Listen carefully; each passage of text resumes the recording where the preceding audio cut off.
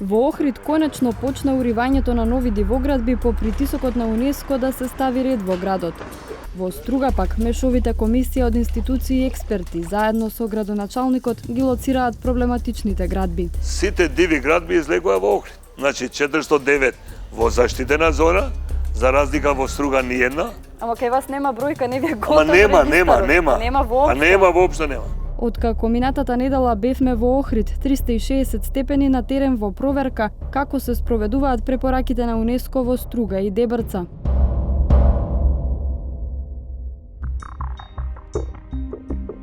Среде летната сезона на 18 јули, две вести од Струга стигнаа до целата земја. Дека лице од Велешта му се заканило на градоначалникот Рамиз Мерко, а потоа и дека Мерко и ги нуди на владата сите ингеренции во урбанизмот и градежништвото.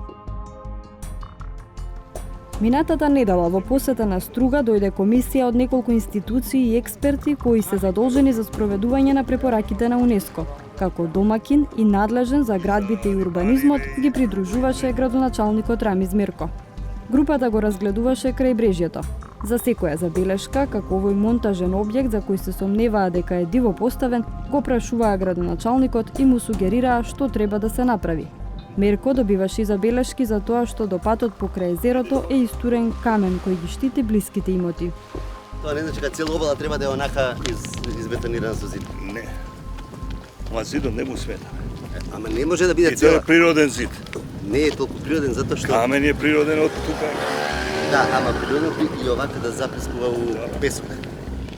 Све ова е отпосле насипано ради таа наша негрижа, да речем, општа за нивова на езерово. Дел од комисијата му сугерираше на градоначалникот и дека не е решен проблемот со подземните води. Погледнете кој дел би бил поплавен. Нема такви работи повеќе. Тоа е. Дримот Ова е уреден. од подземните води. Е уреден значи, дримот, добро, крајбрежниот борете појас. тоа, да. И ова е од самото крајбрежје, значи од самото езеро. Од подигање на нивото. Подигање на И нивото. поплавува на плажи. Тоа Борете рековме дека самата Имаме инсталација е проблем потребно да се со ревидира. чистење на коритото на Дриви. Така. Зато таму има испусни канали. Тие сите се запушени, 40 години мулјот се таложи. И да видиме оваа година како можеме да го чистиме, за да го санираме градот да не лежи во вода. Попатно нотираа и дива платформа.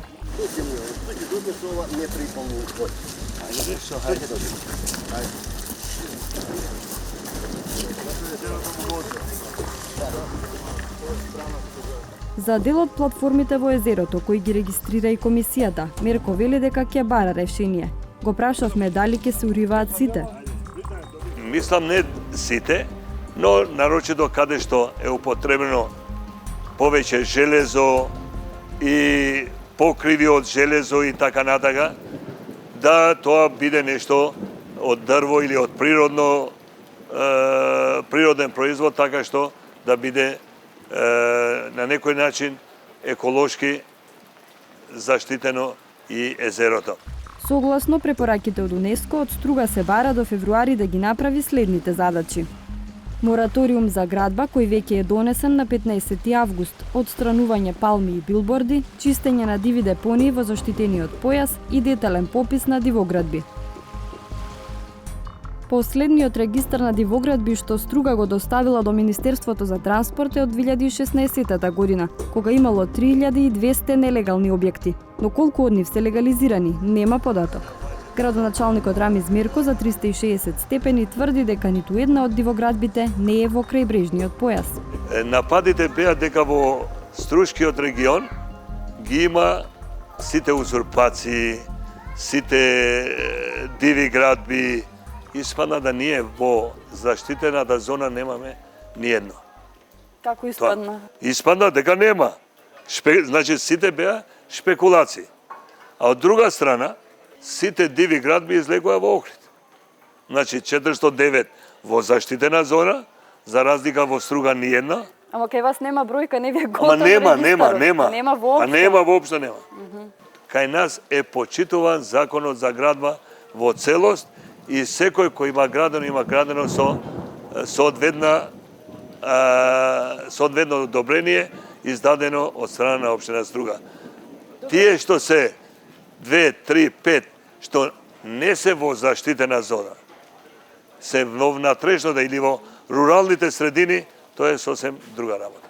Па колку се такви? Па тие се евидентираат, па ќе видиме. На прашањата за другите обврски Мерко ни даде идентичен одговор. Се ќе се реализира на време. На подолг рок Струга има и други многу потешки обврски. Затворање и санирање на градската депонија во текот на 2020 година.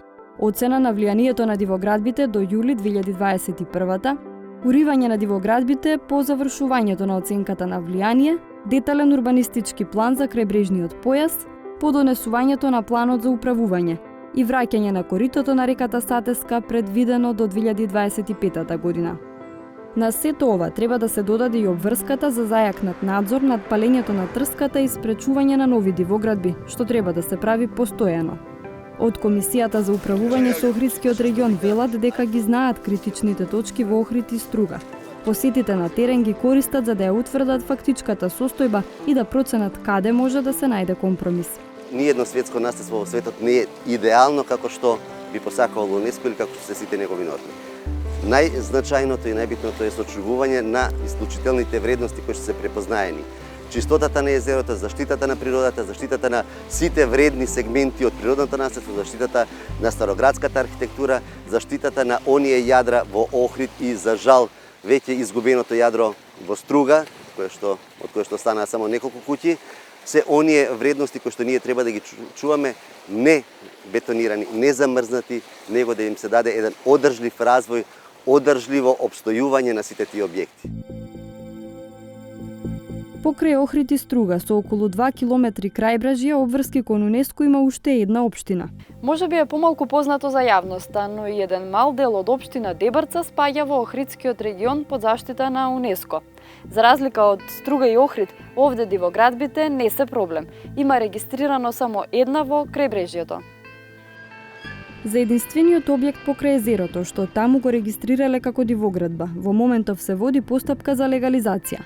Градоначалникот Зоран Ногачевски признава дека речиси сите куќи во општината се диво изградени, бидејќи немаат урбанистички планови, но тие не се во крајбрежниот појас и не се проблем за УНЕСКО.